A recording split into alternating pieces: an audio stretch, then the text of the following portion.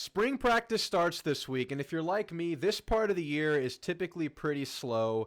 It drags on. You're looking forward to spring, but you know that there's not really too much real football for us fans to consume that accompanies that besides the spring game.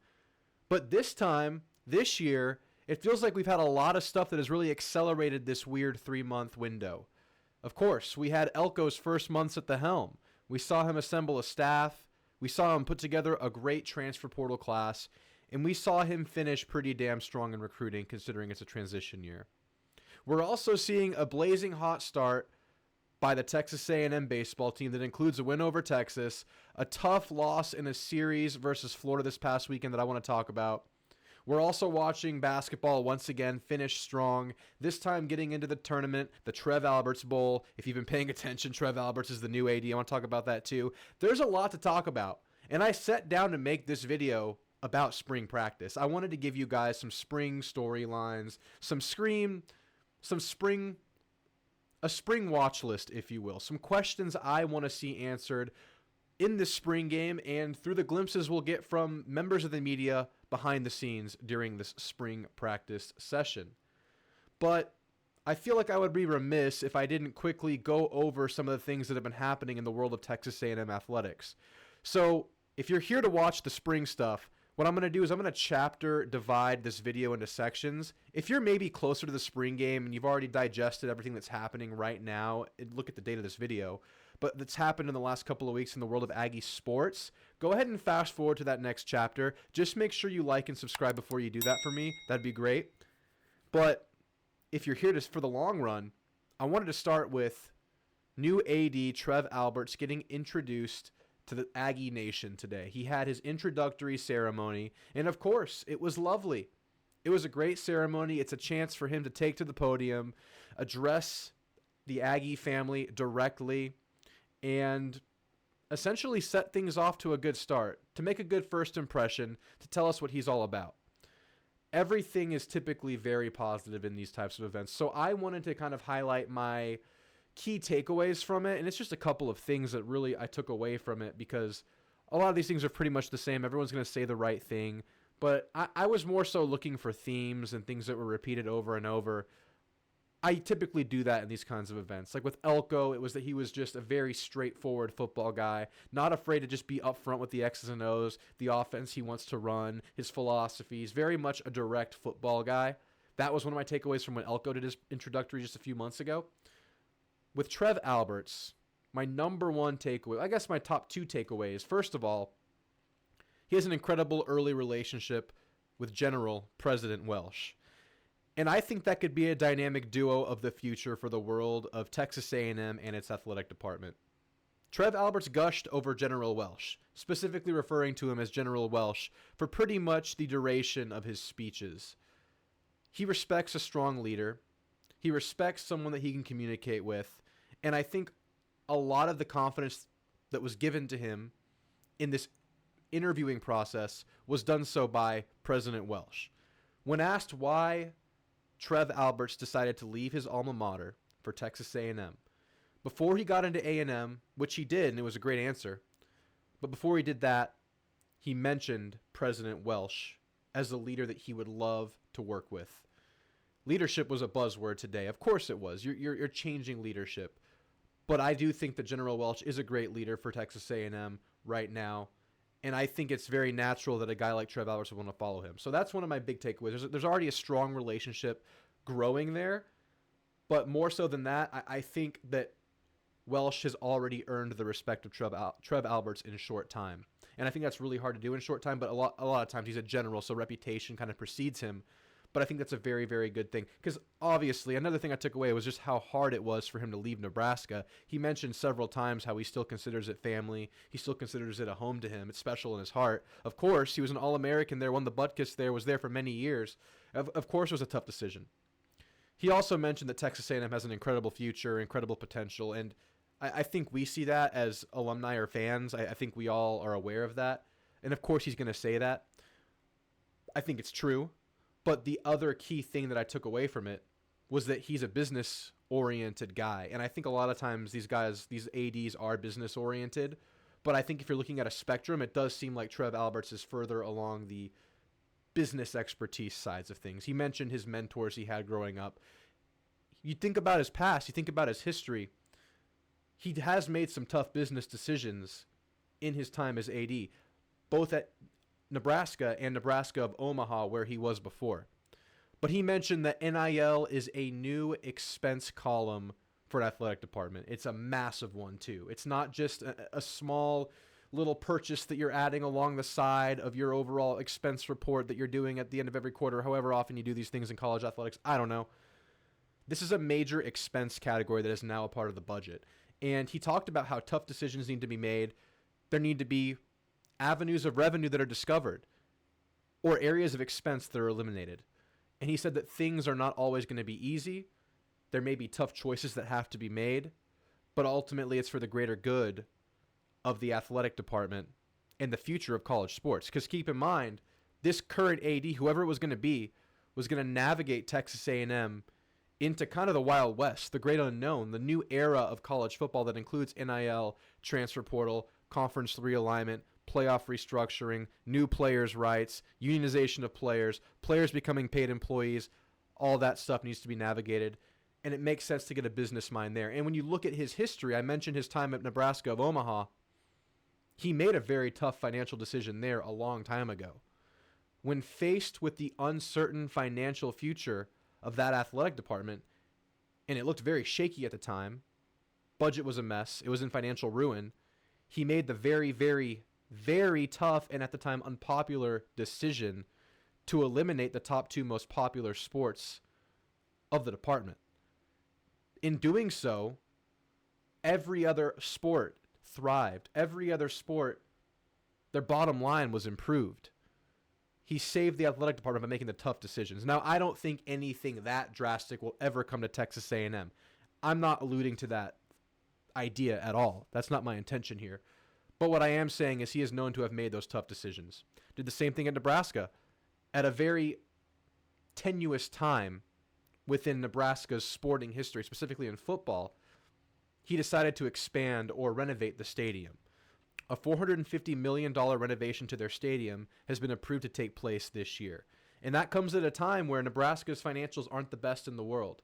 They're not in ruin like it was at Nebraska of Omaha, but he inherited a tough financial situation in Nebraska, and Nebraska has now found themselves in an even tougher decision, looking in an even tougher situation, looking for a new AD while not actually having a president at the helm. Nebraska was also looking at cutting schools and cutting academic programs, cutting staff and faculty on the academic side of things at the same time that Trev Alberts is enacting this renovation to the stadium. But he's also having the foresight to understand you need to get ahead of the curve that is the changing landscape of college football. So another tough decision that to this day is being debated whether or not it was the right decision or not. But the positive you can take from that is that he is willing to make the bold and tough decisions, and I think that was very much highlighted in his initial presser today. I think that's what A&M needs. I think A&M needs a guy that can make the decisions and stand by them. He also talked about how everything would be transparent. He wouldn't shy away from the truth. There would be no secrets in the athletic department. I really hope that's true. At the end of the day, which is a phrase that he likes to use a lot, I have to see it to believe it. He said all the right things, and the things that I noticed, the highlights that I just added, that I just highlighted, they're really positive. They're really good. I like a businessman at the helm at this time, but I need to see it play out. I won't be sold until we get a few year sample size, till we see the direction of the athletic department, till we see how we navigate this NIL situation. I think A&M is positioned really well to do well here regardless, but I think Trev Alberts has the chops to take it to the next level. I still need to see it. So what did you guys take away from his presser today? I enjoyed it. I think he's well-spoken. I think he sounds better than Ross did. Of course, that's, recency bias and whatnot, but we'll have to see how things play out. And it is no coincidence that Texas A&M is playing Nebraska in both men and women's basketball in the tournament in round 1 this week on Friday. I want to comment briefly on the placement here. It does seem like more of a prize-fighting move than a college athletic move to have A&M face Nebraska in both sports the same week that A&M hires away their beloved athletic director, who was a butt-kiss winner at the school, a legend of the school. It's no coincidence, guys. It's a prize-fighting move. It's so strange to see a move like this in college athletics. You can't tell me that you had to schedule A&M versus Nebraska in both sports. No, you did it for the storyline. You did it for the TV money. You did it for the added eyeballs that you're going to get from outside as well to see this, to see the situation at hand, to see the Trev Alberts Bowl play out. It's weird, but I'm still going to enjoy the hell out of it. What an end to the season once again by Buzz Williams and the basketball Aggies. I mean, they caught fire in the tournament yet again. They didn't make it all the way this time. They ran out of juice versus Florida, but they caught fire at the right time, and if that sustains itself into Friday, I think A&M could win a game in this tournament. And, of course, they're probably looking at playing Houston in the second round, but I think A&M can play with Houston. You got into the dance. You were hot at the right time, and, of course, it ran out, but did it really run out, or did you have a bad stretch in that game versus Florida? If it didn't run out and you're actually going to keep shooting well, which is something that A&M hasn't done all year, if you're going to shoot well and play strong defense and rebound well and play tough and be gritty, you can win a couple games in this tournament, and who knows how far you can go. But if we see the old A&M, the A&M before this last stretch to close the year, especially the A&M before the tournament, the SEC tournament where we caught fire, yeah, you might not make it out of the first round. So if A&M stays hot, I say they beat Nebraska, and they probably still lose to Houston, but it's just great to be in the dance. It was something that Buzz Williams desperately needed in his to instill confidence in his program, because I feel a lot better about Buzz and the whole program right now, just seeing how they ended, seeing how they showed up to the SEC tournament. I feel really good about that, and I can't wait to watch the game. It's going to be really fun. Like I said, ran out of luck versus Florida, and it was a tough weekend to be a Texas A&M Aggie against the Florida Gators. I'll just be real. We got chomped this weekend, guys. We got chomped. We got chomped in two sports. We only beat them once. They beat us 3 times. Can't wait to play them in football to start the year next year, week 3. It's going to be fun. But yes, A&M baseball traveled to Gainesville for their first conference series of the year. And after starting the year undefeated, A&M was handed its first and second losses, losing the series 1-2. And yes, I know losing feels bad, guys. It feels terrible to lose games, especially when you're riding that high horse that we've been riding to start the year. Hell, we beat Texas 9-2. It felt damn good. Ran out of luck versus Florida, and I want to say a few things about the game, about the team, really. And I think it's 3 things that Aggie fans need to hear, but more so just think about and realize, because I know I needed to think about this and realize it too, because when you lose games after you get your expectations high, it feels bad. The SEC is really good at baseball. You're going to lose more games. That's first and foremost. Florida's a damn good team, and you're going to play a lot more damn good teams this year. Fact number 2, A&M was never going to go undefeated this year, especially with that SEC schedule. It was never going to happen. A&M, this is my third point, is still a really good freaking baseball team. What they need to do is continue to improve, continue to find what works, to continue to hone that pitching in. They just need to focus on themselves and improvement week to week, game to game over the course of the year.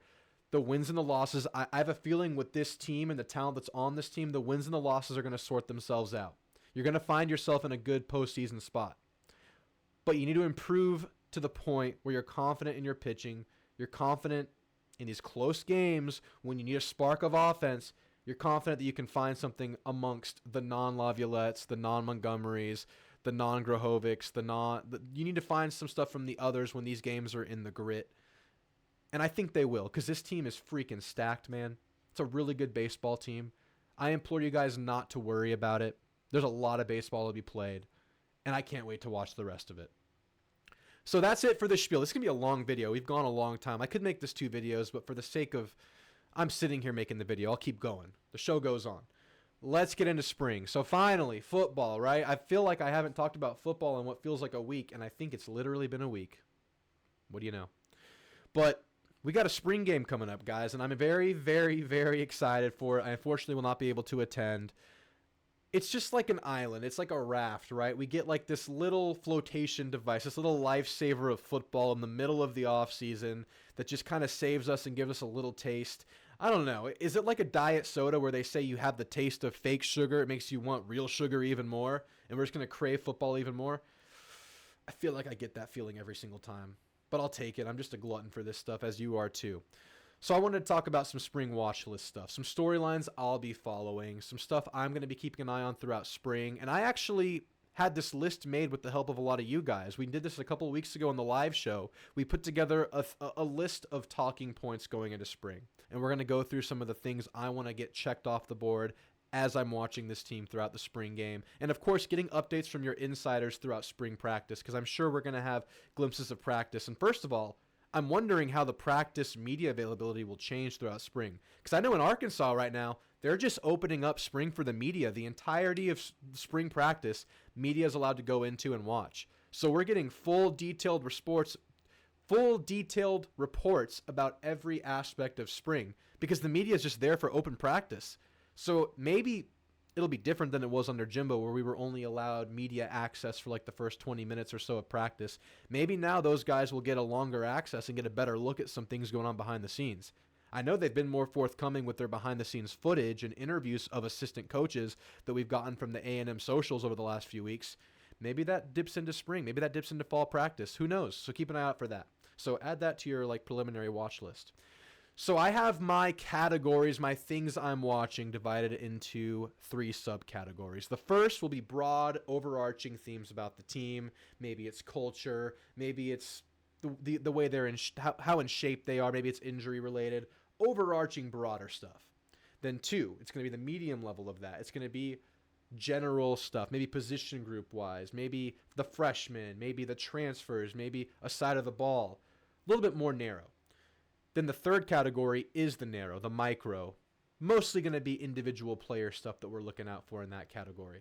So I have a list compiled of things I'm going to share with you now, but I want you guys to add to this list in the comment section. Tell me some things that you're looking out for this spring. So let's get into it, guys. So my first broad, overarching thing I'm looking out for this spring is very general, but that's what this category is meant for. What is the overall level of competition this spring? We've seen the Texags interviews. We've heard from players. We've seen the reports. They're trying to instill a win or die attitude in this football team. Winners are getting rewarded. Losers are getting punished. Tommy Moffitt's at the helm, and you know exactly what that guy means, and he means business. I want to know how much of that is apparent when you're looking at this team after just a few short months. Because, let's face it, going into fall of 2024, you're dealing with an early gauntlet to your season. You have a ranked opponent, Notre Dame, to start the year, and then you're traveling to the Swamp 2 weeks later. And I know nobody believes in Florida next year, but Florida's going to be a top 25 talent level team. No one's expecting them to do well because of their schedule, but that is still a team with talent. And you're going to the Swamp, and that's a must-win game. So I want to see some of this stuff become evident early in these Aggies to give me a little bit of confidence going into next year, knowing that the message has been sent across, at least in some capacity. Because we all know this is going to take a couple years for the Elko culture, the Moffitt culture, to be fully ingrained. But I want to at least see some strong progress early. So I want to see more competition. I want to see guys getting after it. This sounds like so corny football. I hope some of you guys know what I mean. But I just want to see some intensity in a spring game, in a spring afternoon. I want there to be some liveliness to the reps. I want there to be competition. I want guys to be going after each other. I want to see some chippiness. I know it's your own team, but it's spring. You're maroon or you're white. Get after it. That's what I want to see. I'm looking out for that. Another one of my broad, overarching things. Which position group will Tommy Moffitt's weight room chops help the most? And I have a feeling I know who it's going to be, but I'm going to look out for it. I think he's going to help the O-line first and foremost. I think the O-line, they lacked some pop last year. They lacked some base. They lacked some balance. I felt like guys were standing up in the O-line a lot last year. I feel like guys were off balance in the O-line a lot last year. I heard Bryce Foster from his family they said he's going to be practicing in spring. I really hope to see that. I'm keeping an eye out on the O-line, but I'm keeping an open mind here. Which position group maybe benefits from a little bit more explosiveness, athleticism, and toughness? And I think it's O-line, but let's keep that open-ended. Are former starters maintaining their starting positions? We know about the DB influx of talent through the portal. We know about all the new linebackers in the room. We know about all the D linemen who have left the program. Are the guys that stayed guaranteed their starting spots? I want to know if the Bryce Andersons are starting, if the Dalton Brooks are starting. I'm sure Shamar Turner is starting, but I want to see it. Of course, he probably is. You would think a guy like that is starting. You would think those guys I listed are probably starting. Dalton Brooks maybe less confidently so. But is a Tyreek Chappelle going to start? Is a Albert Regis going to start? Are we going to see the same starting offensive line that we closed the year with last year? Who starts at quarterback this spring? Is Connor going to be healthy? That's another section in my list of watch list stuff. But is he starting? Is he healthy? Lots of questions there. Obviously, lineup questions across the board, but this specifically, are the returning starters guaranteed their spots, or have they been beaten out? Is Tyreek Chappelle going to get beaten out by a Des Ricks or a BJ Mays? Who knows? Will Lee? That's something I'm looking for. So those are some of my broad overarching things that kind of just overall, looking from way far back, things I'm looking at. So let's narrow it down a little bit. The general, I'm calling it the general topics. This is kind of the mid-level between broad and micro. So who starts at DB and who's getting the majority of reps? I have said on the show that I think it's going to be Will Lee and Tyreek Chappelle. That's who I would bet it is right now, just based on experience and profile and what we know going into it. But based on what some players are saying, I think Des Ricks has a chance to make some noise in this rotation. We'll have to see throughout spring. This is just totally on rumblings right now. But I feel like Des Ricks has a chance to make some noise in this early rotation. I've always been high on BJ Mays. Those are kind of my four main guys I'm looking at. But I'm keeping an open mind. Who starts and who's getting majority of reps? And of course, in spring, I probably should have prefaced this with this, but in spring, you're going to see these coaching staffs get a lot of different looks. They're going to want to see a lot of different players. So I'm looking for patterns over time. I'm looking for which players we see the most of. Maybe don't take too much into who's the starter, who's the second team right now. I want to see who they're looking at the most and who they're giving the most run at what position. So I'm definitely looking at that at DB. And also linebacker, the next talking point in my general category, the linebacker position.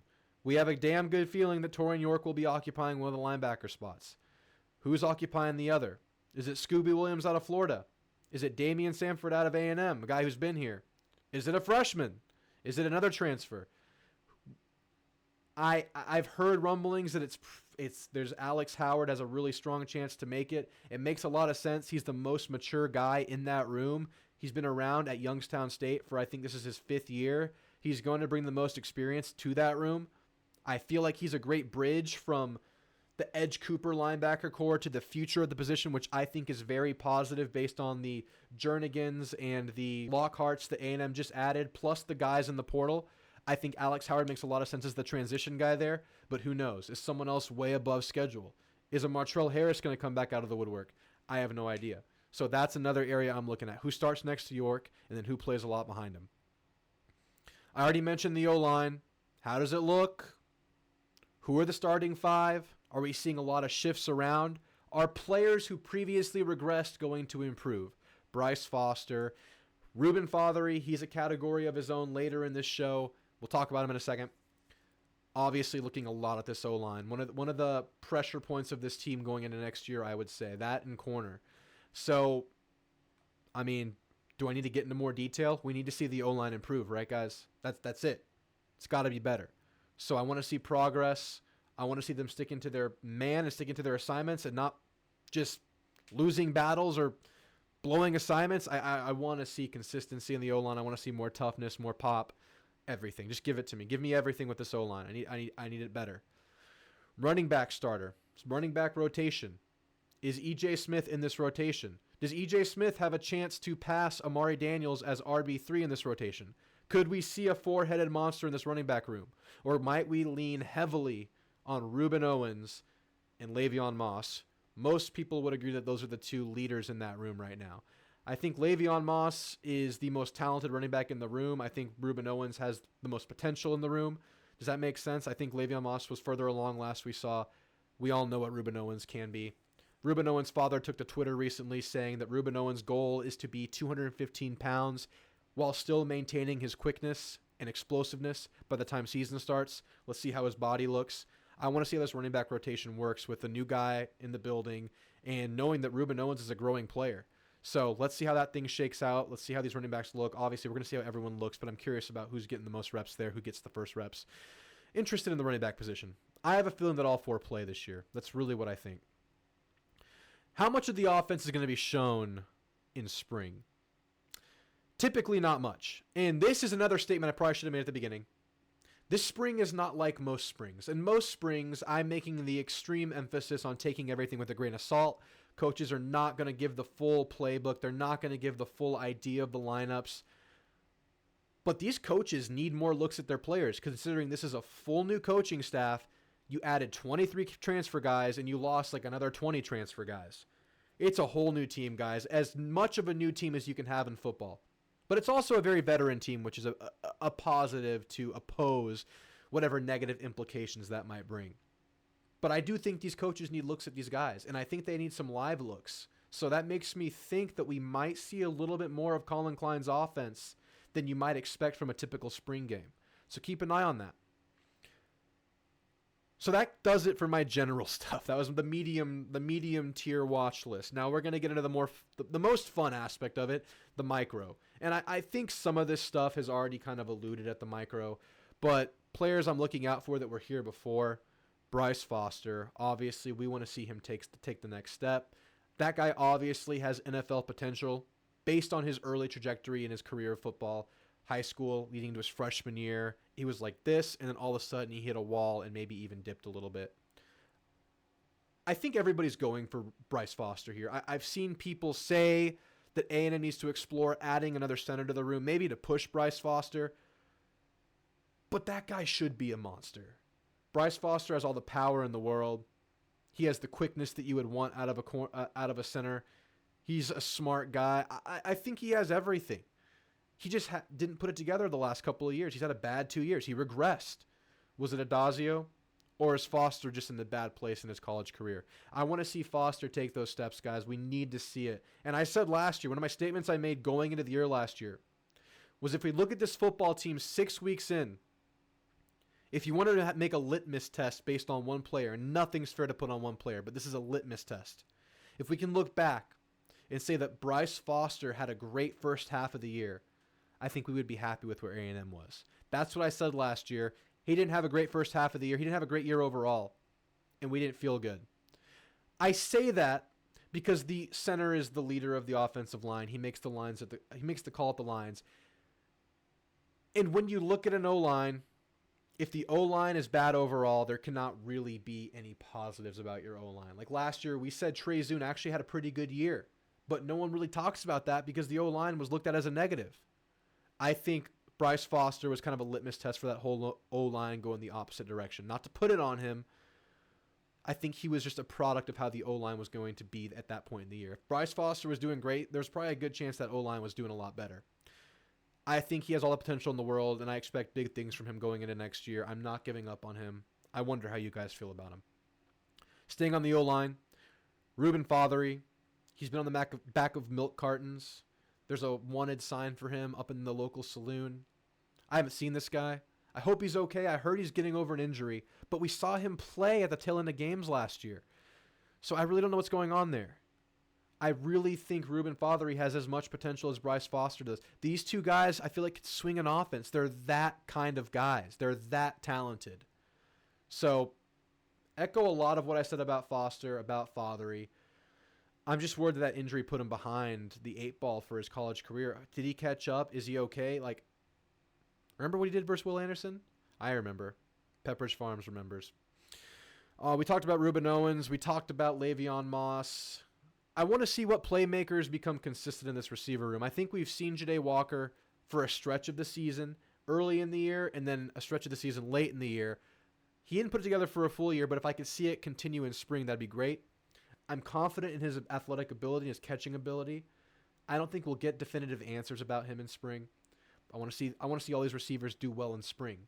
But my thought process going forward about this receiver room is, are these guys ready to be relied on as your game-to-game guys? That's always a question in college football when you're going forward with new players. But it's Ja'Day Walker, it's Moose Muhammad, it's Noah Thomas. These are guys we've seen in spurts and in stretches, but not with any real consistency. So that's going to be the thing going forward. So I hope they can bridge the gap between that year and this year. Last year and this year with a good spring game. And, of course, Noah Thomas' spring last year derailed by a concussion in the spring game, in the first drive of the game, I think. So hopefully he stays healthy. Obviously, health across the board, please. But specifically for Noah, who didn't get a spring last year, even though he got spring MVP. So which other stars will emerge, much like Noah Thomas last year? Now let's move to the defensive side of the ball. A couple guys I'm looking out for. I want to see Shamar Turner's size. I want to see what kind of body he has right now. I heard maybe he's a 300-pounder, but not confirmed. So I'm keeping an eye out for that. Because I believe that Shamar Turner will be moving to primarily an inside guy, yet still a guy you can move around. We're going to need to rely on him inside because there's a lot more depth at the defensive end position and in that kind of hybrid position than there is at D tackle right now. And I think there's actually a shortage of D tackles right now. So if you move Shamar inside, that really kind of flushes out your rotation. It makes things make a lot more sense. And, of course, you can move him everywhere. You can move a lot of guys a lot of places on this D line. It's a very exciting aspect of it. But specifically, how big is Shamar Turner, and can he maintain his explosiveness, his quickness at that new size if he is to grow? So I'm looking out for his size. A transfer guy that I want to highlight here is DeRicky Wright. He's a guy that a lot of people have talked about as a guy that has a lot of potential, that was kind of underappreciated at his time at Vanderbilt. He's like a 6'4", 210-pound safety. He's probably bigger than that now. He can play like a hybrid linebacker. He can play close to the line of scrimmage. He can play middle safety. He can play deep, wherever you want him. I think he's going to be used a lot, and I want to see that be validated. I want to see that be confirmed in the spring. So I'm looking out for DeRicky Wright, just overall as a new player. Where are we using him? What does he look like? Dalton Brooks, a guy I think I briefly mentioned earlier, he had a really good end of the year last year, having that interception in that bowl game, making tackles, being a player, being a dude, getting playing time throughout the year in spurts, in phases as a spell, kind of like as that last resort spell guy in the secondary, maybe an injury replacement kind of guy. I feel like he has the starter potential going into this year. So he's a guy that enters that competition with all these new transfers and stuff. He's a guy I'm looking out for. And then finally, this is the last player I want to highlight with you guys today. Can Torian York sustain what he did last year without Edgerrin Cooper next to him? I think those guys really fed off of each other well. I think York took care of kind of the cerebral part of the game. He made the calls of the line of scrimmage. He took care of that. And Edge Cooper just went and balled last year. So you don't have an Edge Cooper next to you. And who knows the level of the replacement for Edge? Who knows what you're getting there? We don't know at this point. That's why I brought it up earlier. Can York be what York was last year without that force next to him? There's got to be a ripple effect to that, right? He also had the senior leader in Chris Russell as the other guy next to him if it wasn't Edgerrin Cooper. So how do you do without that pedigree next to you, without that experience, that Aggie experience, that experience within your defense next to you? And obviously everyone's going through changes here, playbook schematics-wise. That's always a factor. But guys, those are my watch list points for this spring game. And of course, there's way more than that I don't even have time to cover in a video like this today.